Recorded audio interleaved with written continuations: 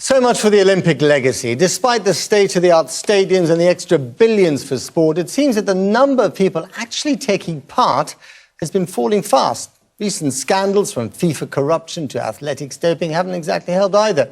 The government has now launched a public consultation into how to increase access and where limited funds should be spent. And that's before the latest round of swinging cuts have even begun. We'll hear from the Sports Minister in a moment. First, though, Paul McNamara has this. That is a massive legacy. A sporting legacy. In case you were in any doubt, London 2012 was meant to leave behind a legacy. This is what the Olympic legacy is all about. Infrastructure so people can take part in sport for years to come, and the next generation of athletes inspired to take part. But are they? Latest figures have shown that almost 250,000 people have stopped taking part in regular activity in the last 6 months alone.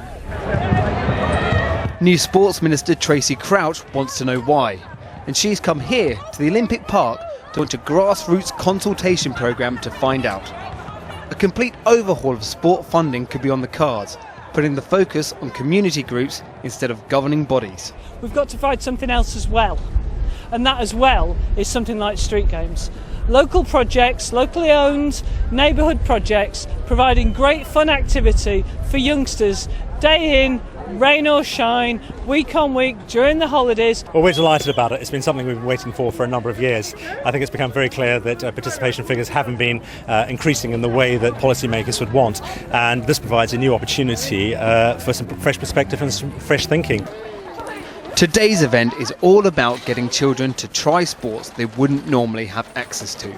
I've played parkour, handball, basketball, a bit of the football. So what sports did you do today? I've done that Zumba workout thing. Street dance and glow sport. Okay, and did you enjoy it? Yeah. Which was your favourite? Glow sport. Okay, and do you think you'll do any of this again, like when you leave here? Yeah. I probably play football and basketball, but I tried boxing and handball, and it was really good, so I'll keep it up. But these kids are bucking the trend. After the Olympics, almost 16 million people were doing some form of sport once a week. In the 3 years since London 2012, that number has dropped to 15.5 million. And the percentage of people on the lowest incomes participating in sport has hit the lowest level since records began.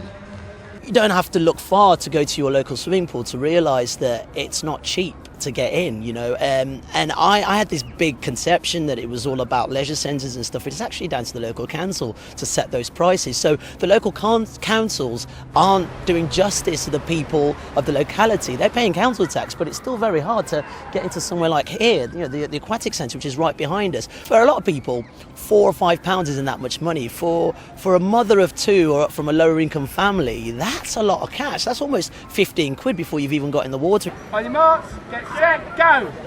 The message from Stratford is simple enough. Just start doing any sport you can. It's the taking part that counts. I'll let them win.